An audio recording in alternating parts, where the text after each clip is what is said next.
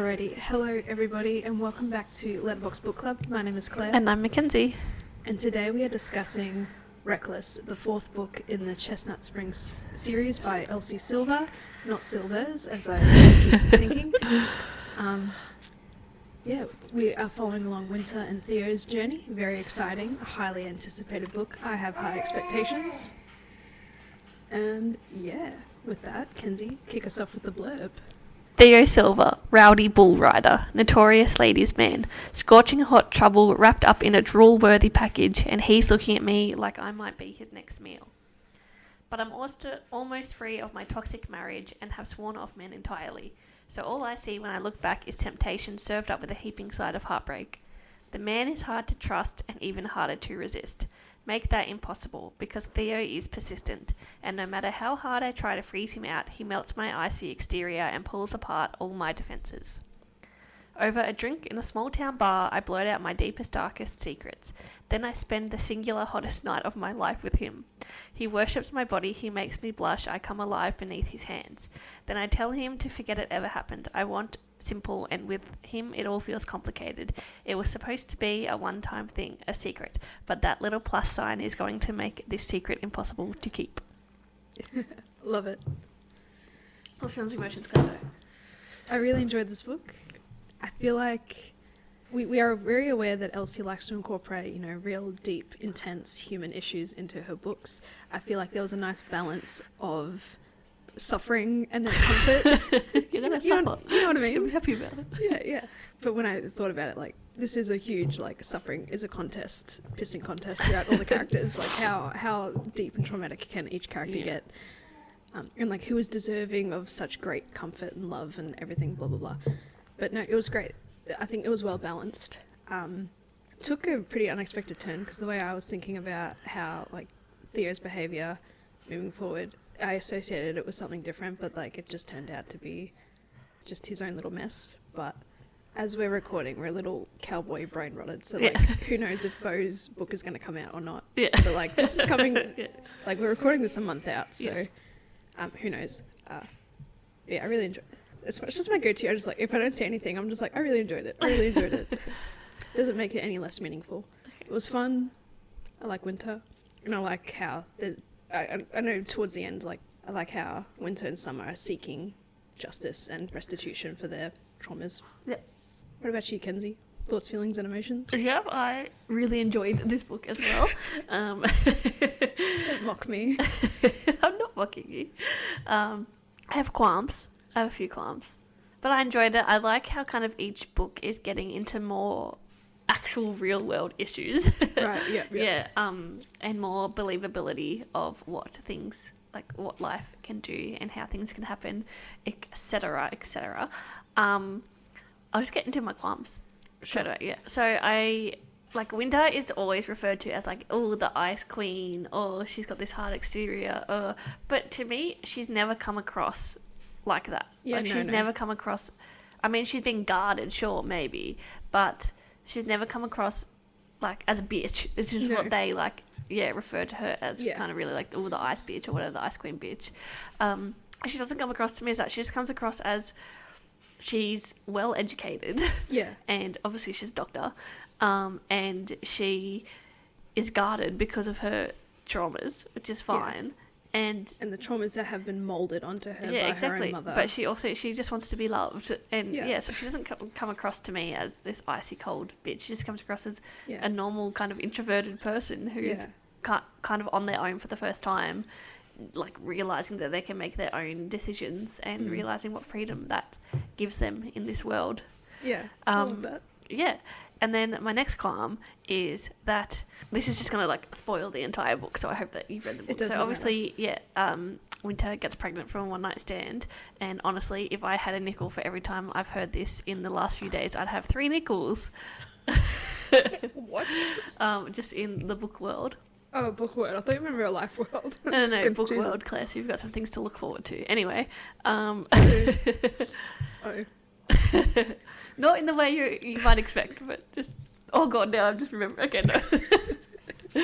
I've read a lot of books in the past few days, so anyway. So, yeah, she gets pregnant from a one night stand, and it's obviously Theo's, but she doesn't tell anyone that it's Theo's because he's off doing bull riding tour stuff. Anyway, and so she messages him and is like, I'm pregnant, and he like responds, I don't want to talk about, like, thanks for letting me know. And then we later find out that that was his agent because he decided after meeting Winter to, you know, turn his life around. It was his kind of turn to just focus on bull riding. Like, it's like they both have come to that pinnacle where they both. So he just gave his phone to his agent and was like, pass on anything important. One, that feels very important, and I'm glad that he fired him, but I feel like there should be like other repercussions from that for the agent. Yeah. Two, they all run in the same circles, and Rhett is his mentor, so obviously like Rhett would probably go on like a tour with him a little bit or something. Like, surely at some point someone mentioned Winter and the baby or like something, like surely it like, wasn't just for, because it's been 18 months, so her 9 months of pregnancy, and then Vivian is 9 months old, so surely in that time something has happened. He's like, maybe he came back to visit Rhett at least once or something, or Rhett has spilled something, or I don't know. It came up in conversation. Yeah, I get that. Yeah. Okay, and then I need to blow my nose, and then I have more cons. Alright, I just want to circle back to the Winter Ice Queen thing. I completely... Alright, fine, really bad. If you didn't hear, Kinsey said no. Coming into an environment where they've known Summer first and they know Summer's side of the story, like, they just then have that preconceived idea that Winter is then, a bitch or whatever because of what she inherently did to Summer. But of course, Winter has her own, like, inner monologues, and we learn through Willa as well that Winter really did want to love Summer as a sister, but obviously their mother... Well, it's not that she wanted to, it was that she did love her, but she kept that hidden. Yeah. And it's giving unreliable narrator. It's giving Nesta is better than Feyre. Yes. Like, that's what I got out of it. I don't know. I just don't think authors are very good at writing such sister dynamics like that, because it's always one has to one up the other in a sense of suffering, and I just don't get it. Yeah. But luckily their relationship ends up getting resolved anyway. Yeah. And back to the Theo and the communication thing. What I thought, because early in the book it was talked about how he's gone to the doctors for concussions. He's had many concussions en route to potential brain injury in the future, blah, blah, blah. He should stop bull riding. He doesn't wear a helmet. Which feels illegal. But like, it's bull riding. It's for the vibe. Yeah. Or would you rather like a dopey ass looking helmet or a cool cowboy hat? I know, but it's for the aesthetic. It's for the aesthetic. See, I thought at that moment in time, because at the time you think it was Theo who responded, I thought he genuinely did not want the pregnancy or be a part of the life. But then I thought, because of his concussions, he would have had like a memory blank, or he forgot that he said that he didn't want to be a part of it. Yeah. So that's where I thought it was going. I thought we were going to have a more concussion sort of issues with Theo in that. But apparently it was just his shitty ass manager who just didn't pass on. I thought it was going to be like, I knew that someone else had his phone. I was like, I didn't know who it was. I was like, oh, maybe one of like the other guys on tour just picked it up or whatever. Yeah. Once I read that, Theo was just like happy-go-lucky to see Winter, and like, nothing seems to be amiss from his point of view. I'm like, all right, obviously someone else must have spoken on his behalf. I'll get to my other qualms. We're having a nice morning tea too, so sorry for the chewing. ASMR. I can't concentrate unless I'm actively eating at the same time. It's like fueling my brain, and as I'm fueling my brain, I'm like expending that energy. The ADHD aspect. Yeah. So my other qualm is that, and I did enjoy this book. It's just I'm being very nitpicky about it because it's now the 4th book in the series. Anyway. But it's a different story altogether. It is, but the style of writing. Fair. My other thing, like, I had issues with the way that Winter is described, but I also had issues with the way Theo is described, because he's kind of described as this, himbo and this man slut, and but the concept of slut is a social construct, and we don't believe in it, but for the purpose of this demonstration, I will be using that word. He's promiscuous. Yeah, he's promiscuous. He fuckboy. He fuck boys, and that's his right, that's fine. But, like, everyone kind of makes a big deal out of it, and it's like, come on, it's 2024. If a man or a woman, if a person wants to be promiscuous, they are allowed to be promiscuous. But I think I know where you're going. Where was his promiscuity? Exactly, where was his promiscuity? I mean, it's, like, kind of sort of hinted at in the other books, but, again, it's still not... I wish that we'd seen, kind of the revolving door of Buckle Bunnies first or something, but it just seems like maybe he just has casual encounters with women, and that's fine because he travels. Like, you can't set down roots anywhere, really. I think there was a slight inclination of that because there was this chick. Because when Theo falls off the bull there's this A woman lady, comes to visit woman him, is yeah. like crying and wailing and is Yeah. like, "Ugh," and in that moment you think, oh, that's his current girlfriend or something with the way she's reacting. But again, girlfriend's very different from fling. Yeah. But Yeah. But anyway, so again, it's just, how can he be? And also, with that in mind, with his description of being a promiscuous person, it made the 180 to Papa Bear very jarring. I felt like I had a bit of whiplash because, like, does a person really just turn their life around like that immediately? Or, you know, are there, pun intended, are there teething issues with this? Yeah, but he was just like, okay, like, this is it for me. Like, I'm going to be dad now. And I'm gonna build a relationship with my baby mama, even though I hate baby mama. Yeah, and baby how old daddy. is he? He's only like... He's like 26. 26. She's 28 though. Yeah, that's fine. Yeah. But if... Luke? No, you were 28. I was trying to see, like... Gymnastics. Yeah, because Okay, so I had my first child at 24, which I thought was, like, a fine age. But To make you feel better, my sisters are like 21, 22. yeah, that's okay. So like, But I've now been, like, lumped into, like, I'm a young mother thing. yeah.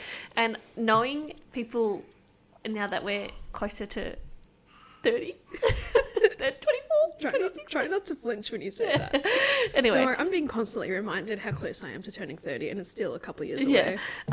Yeah. Now that I'm closer to 30, knowing people that I know and, like, knowing them at 26 as well, like, I don't think a lot, like, they would maybe step up to the responsibility, but I feel like a lot of them would just turn their life around straight away like that and just decide to, And Theo never really gave me like... And that's not a negative, like, No.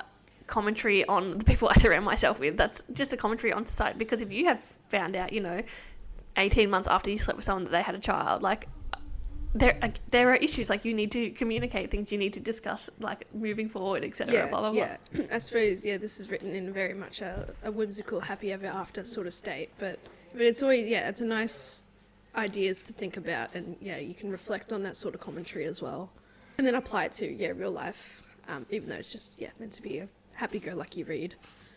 Yeah, and especially at a time where Theo was so focused on getting the buckle, getting his first win, because he's all about making his late father proud. He's looking at making Rhett incredibly proud. You know, as we said in the first book, he's passing the torch on to Theo to be the next best turning thing. his image around. Yeah, at a time where he's super focused, and then flips the switch. Yeah.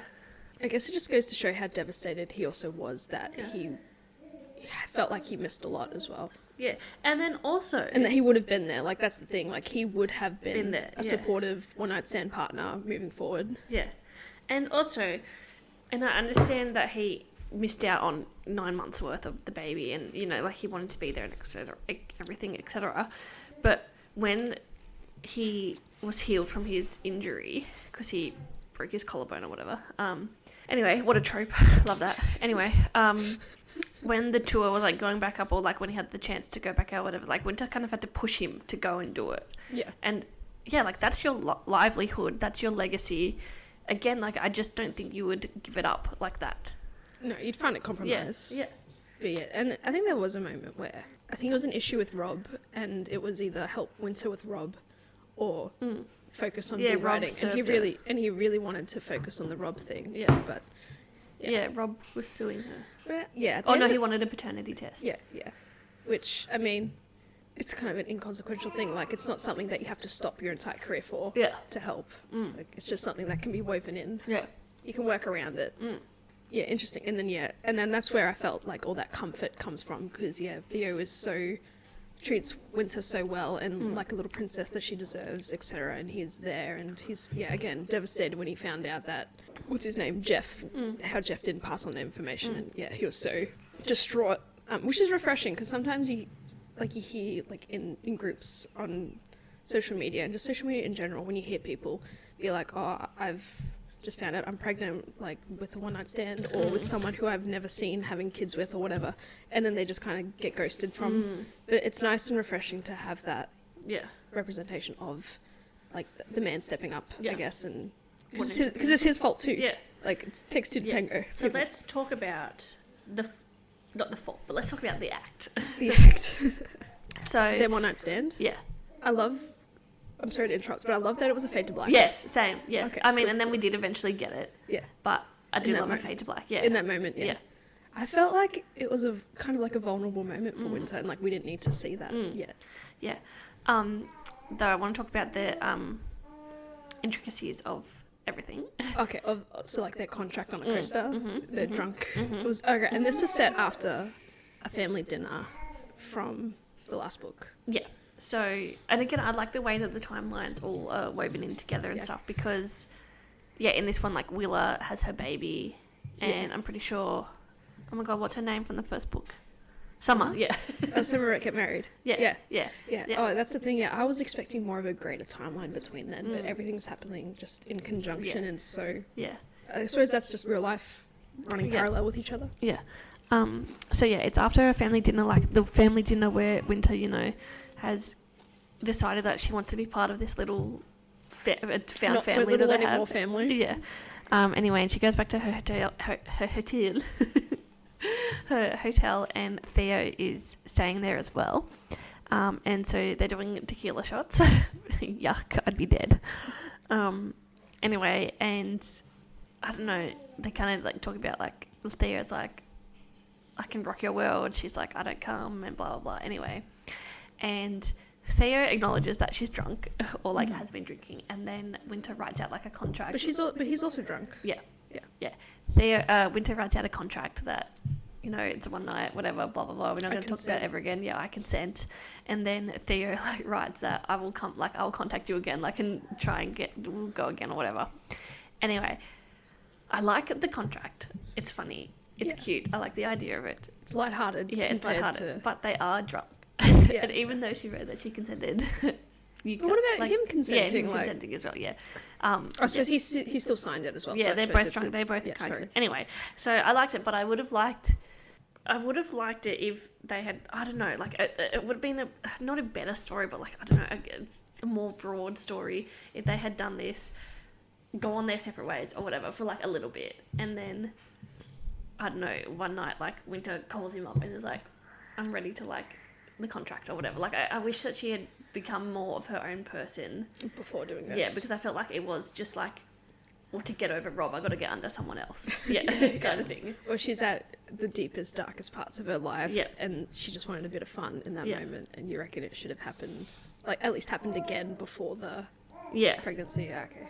Because then, that's a lot to kind of take on as well. Yeah. What you're going through divorce, or you've separated essentially, and then you know she talks about having miscarried earlier on, and then one night stand, boom, instant pregnant. It's like it's a lot to. You would have liked to have spread it out for her a little bit. And I know that she talks about how like Vivi like made her come to life, and like she found her purpose in that, and that's beautiful and great. But and again, I'm like being so very broad about this, but that's a lot of pressure to put on a child. You saved my life. Yeah.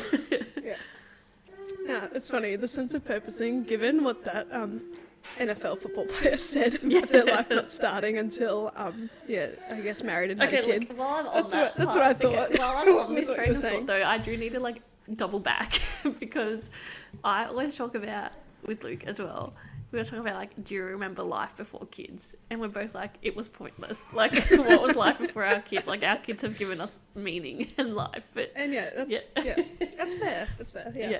But It really depends on the person. yeah. Yeah, no, that's funny. Yeah.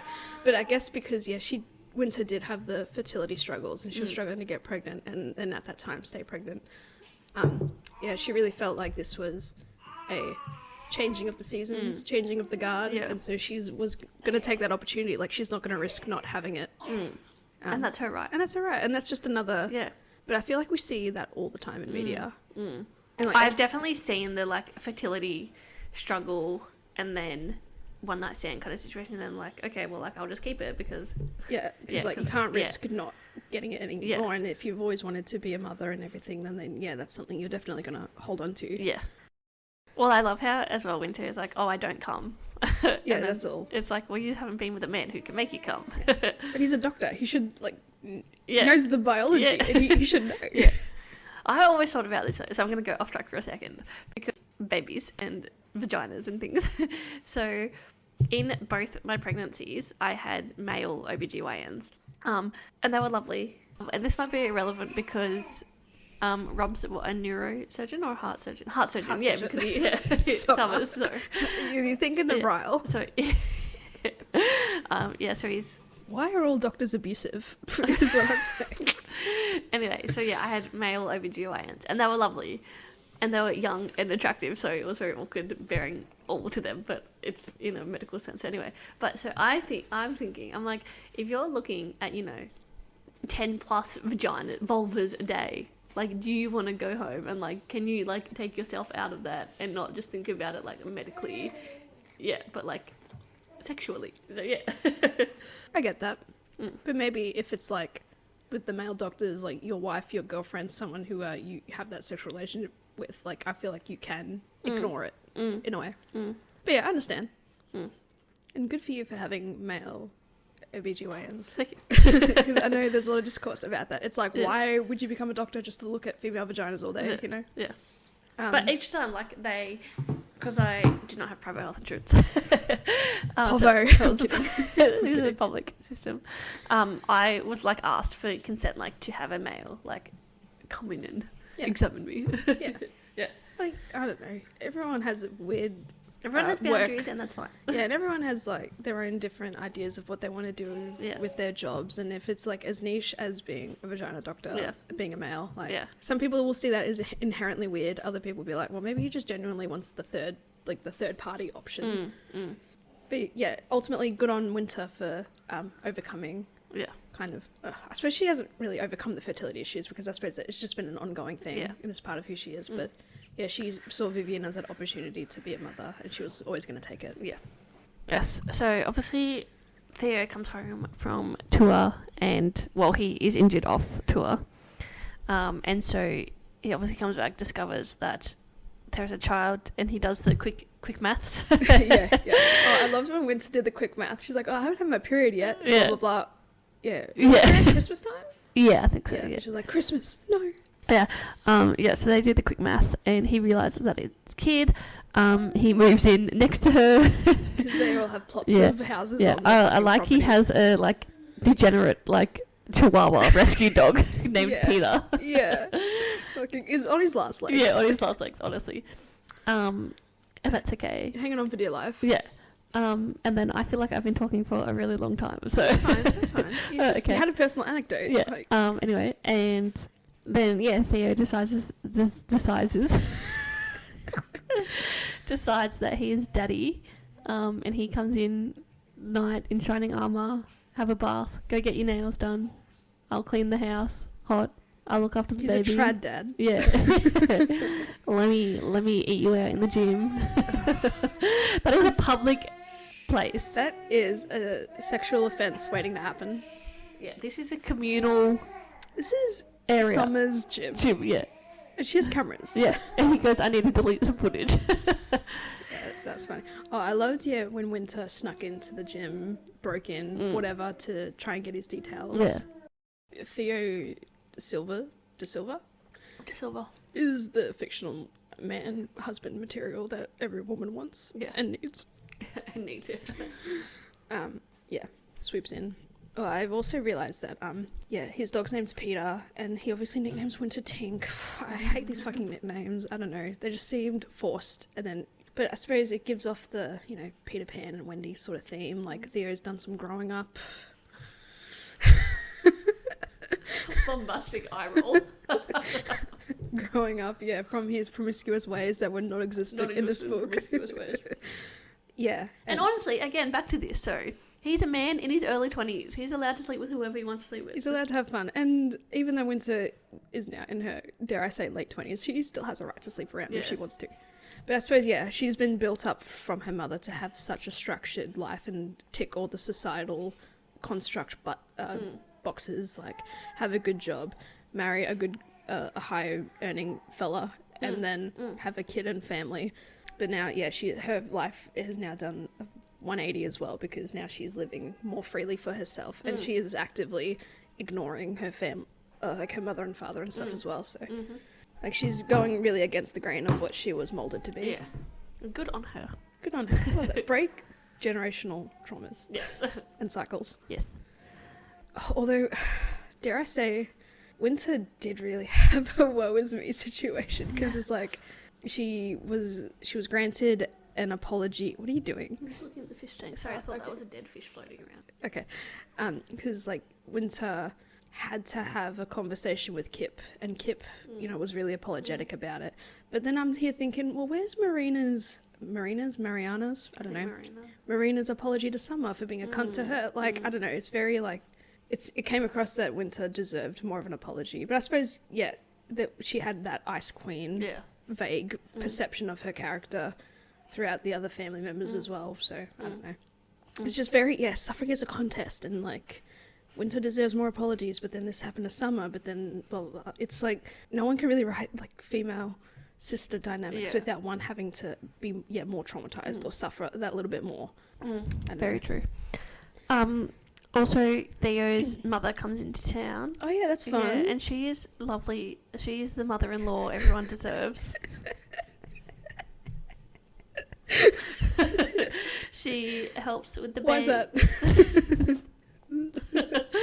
She helps with the baby. She takes the baby home early so that Theo and Winter can party and bang. Claire. She loves Winter immediately. Yeah, because Winter gave her a grandbaby. And she sees Winter. She's like, I see you, my gal. I see what you've been through. I guess because Theo just gushes about her and understands her plight. But then here's the thing, like, and then they do have their little reconciliation.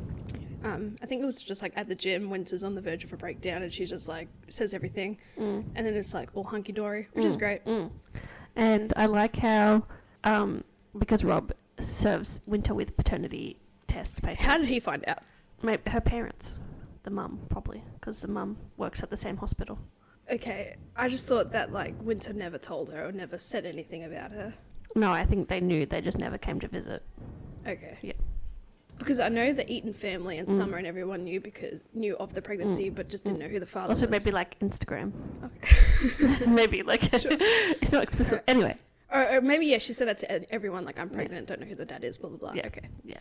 I just didn't think that was made explicitly clear. Anyway. So he serves, and it's just Rob being classic Rob. Like, he doesn't actually care. He's just inserting himself into Winter and Summer's lives again, because he's like, you will never get away from me. Anyway, and then Theo says, oh, well, like, the way to get into back office to report him for, like, all the stuff he did to Summer. And then Winter's like, I can't do that. That's Summer's secret. And then this I found too easy, that, like, Summer was like, I think I'm ready to report Rob or whatever. I mean, it's been like a year and a bit since everything. And that was about 80% of the way through the book. Yeah. And it was at this point that I did not finish the book. Kenzie! Sorry. Why? Sorry, the baby's sleeping. Okay, no. It is not because I didn't enjoy the book. It is because I was in such a cowboy brain rot. Okay. And there's always, and it's also every single book, but like there's always a third act conflict. Mm-hmm. And I was just like, I cannot do this, and I will finish it. But I'm just like, in this moment, today. I can't. Yeah. Yeah, fair enough. So tell me what happens. Okay. So there was a point where I almost DNF'd because I got to the point where we've gotten the flashback to like the night they spent together. Okay, I need to just look at my notes. But yeah, I almost DNF'd at a point where Winter and Theo, they were having a conversation. Maybe it was at the wedding or a little bit after. They were somewhere. Theo was like, they were comparing bull riding, and he's like, oh, and I got my 8 seconds with like, or I can get more than 8 seconds with the Ice Queen. Yeah, I almost DNF'd then, because why would he say that when he knows, or she knows that he's the only one that's never perceived her that way. And that really pissed me off. And then Winter ran away because she was upset, and then he followed her, and he's like, you don't have the right to run away. But it's like, you made a really bad joke, and she's really hurt. Like, I don't appreciate that. Anyway, so I suppose what happens at the end, Winter gets served with a paternity test. Do you know about that? Mm-hmm. Wait, no. Serves with a paternity test, which I feel Elsie was trying to be a bit of a smartass and just throw a little spanner in the works and plant a little seed of doubt. Well, maybe they did have sex maybe a day before she had, whatever. Because I'm in a lot of mums groups online, and I have seen that, like, a lot of people be like, oh, well, like, I've been casually dating, and I have, had sex within, like, days of, like, other people, and they're like, so I can't, like, I don't know which one it could be, so like, it's plausible. That was the thing, like, there could have been that little air of plausibility there. there was another thing where Theo is, in fact, doubted himself. He's like, well, she is my daughter, right? Like, questions Winter like that, and she obviously gets pissed. And then, they reminisce their one-night stand. And I think this is that third act breakup where this little miscommunication, which I thought the miscommunication happened in the very beginning, to be honest. A very big one to be had. But I think it's just more Theo was focused on bull riding now. And then it was a matter of, does he want to come back for Winter and this paternity situation? But then it turns out Winter goes to him, and they have the reconciliation there. And then it was kind of off the screen, or they read a letter that Vivian's not Rob's, which is confirmed. Love that. Vivi has a birthday party, and everybody's there, like first birthday, I think. Theo proposes, and Kip arrives, and like at some points, Winter and Kip have a chat, and he's going to be a bit more involved and be a better father to Winter, which is fair enough. But he is divorcing Marina because Marina's a bitch. And then there's an epilogue, of course. As I said in the last book, if Theo doesn't win the buckle in the epilogue, then it's a 1 star. Oh, there's no stars, but... Who won the buckle in the epilogue? It was Theo. Yeah, Theo won the buckle. His first golden buckle. And you're going to love this. There's another baby on the way. Of course. Winter? Yeah, Winter. Yeah. For Winter, yeah. So really, you weren't missing out on too much at the end. Just the happy ending and reconciliation. Yeah, it's just all the happy shit you missed out on. Slight annoying shit. Yeah, I thought Rob was going to play more of a bigger issue and like be like harass maybe her a bit more, or kind of become that extra stalker that he was for Summer, because I thought like, well, that's who he is. He wants to be in control of these two women, but then he's just backed off. Oh yeah, and then they approached Rob together at the hospital, and they're like, you've also been served, because Rob served her through a vase of flowers with the letter or whatever. So she kept the flowers but let it die and then passed it on to him because the flowers were dead. That was pretty funny. Cool. Pretty badass. And they're going to report him, and they're ready to fight for each other and seek restitution and justice and all that good shit. Cool. So have not missed too much at all, in my opinion. Good. Should we go to the stars that listen? I was just going to say, what did you think of the smut? I mean, it was fine. It was fine. Tasteful. I really don't like smut when it's like, show me how you like it. Like, touch yourself, play with yourself. Like, it's like, okay, I get it. Like, well, at least he didn't have like a domineering kink or something. I don't know. It's like, I get it, but also like, if you're here with me, that means I don't have to do it. So you do it. just do it. I think, and there was just Theo just trying to, I suppose, one-up Rob in a way and just do things obviously what Winter wants and what pleasures her the most. Nothing really out there came to mind. It was just standard stuff, progresses their relationship, their sexual relationship. I'm really happy that there was no, I fucked that finger right off your hand, or whatever. Like, fuck the ring. Yeah. I fucked your finger off your hand. Imagine the power. I fucked that ring right off your finger. Yeah. Oh yeah, Theo fires Kip and Jeff as part of his sports management, which is fun. Oh, also, I think Rhett says something to Winter, or had said something, and... Oh yeah, he was rude. Yeah, he was rude to Winter for seemingly no reason. Yeah. Only to be that big, or I'm going to project... It did feel... Because it feel like Silver Flame's reason? It did, yeah. It felt like you're trying to start shit for no reason, just for Theo to be seen as overly protective of Winter. Yeah. In which no one really truly knows the entire story of Summer and Winter and their growing up. Yeah, it just made him seem to just get pissed at Rhett. And it makes Rhett seem immature because he's 32 or 36 or 35. I don't know, they're all fucking old. Hey, looks 31. But that really irked me when I was reading it. Yeah, I guess it's turning into who suffered the worst and who deserves the protection, and again, the text threads, beginning of the chapters and stuff, it's like, have you fucked him yet? Again, Elsie has nailed the structure, but I'm tired, please. Please. We can go to the Stars That Listen if you want. The Stars That Listen is a segment on this podcast where we pluck a 1-star review and a 5-star review from Goodreads, just for a bit of fun. We start with the 1-star review first because we want to end on a positive note, and it gives us time to fight the 1 stars if need be. This book such series has officially broke my brain. I'm DNFing this and I never DNF. The writing is so cringy, I can't take it anymore at this point. I want to physically hurt this book, but I'll settle for throwing them away. Jesus. Alright. I have 2 1-stars because I just thought they were fun. And we didn't try very hard to find these, and once again, we have not consulted each other on what we've found, so who knows what's going to happen. I heard only good things about this, so maybe I'm the problem, but I didn't finish it, and I normally make sure to finish books. That's how arse this was. Also, the kid is irritating me, and so is Winter. Maybe I'll finish it. The kid. And then there's just like the shrug emoji 8 times. And then my second 1-star.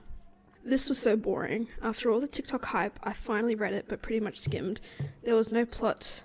Just man falls in love and takes care of woman with child. That's a plot. Yeah, this is for sure the worst book in the series. Winter is not likable and complains. He was fine, but clearly written by a woman and very unrealistic.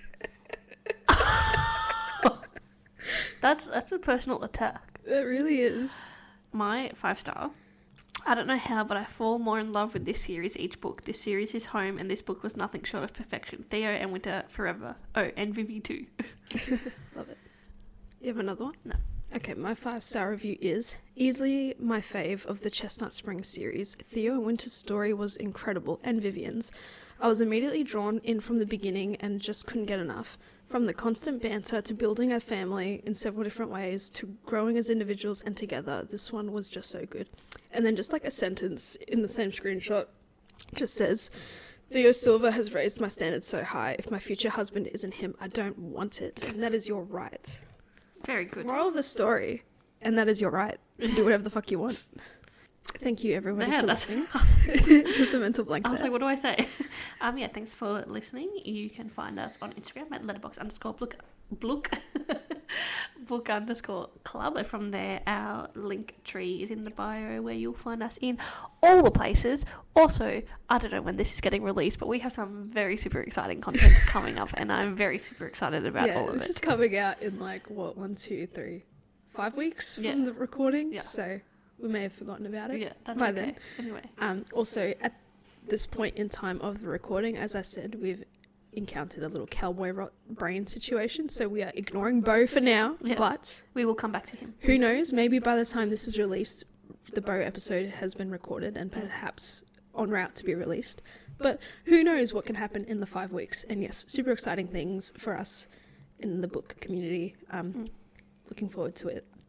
And thanks for, if this is the end of our run for the Chestnut Springs series, thank you for listening and hanging out with us. Yes. As part of our very super exciting content, though, we have received the start of the Rose Hill series. So this isn't the end of Elsie Silva. But, no. But this might be the end of Chestnut for us. Yeah, it may or may not be. Who knows? Depends if it's up. If it is, it is. If it's not, it's not. Yeah. Whatever. Just remember that we will always love you. What are you sucking up for? Yeah. So keen. And yeah, just Elsie's writing is great. Love that. Yes. Thanks for listening. Check us out next week. I'm not sure what's out next week. I don't think we've truly decided, but if it's Chestnut, it's Chestnut. If it's not, we'll see. Yeah. All right. Thank you. Love y'all. Stay safe out there. What is it? Save a horse, ride a cowboy? Yes.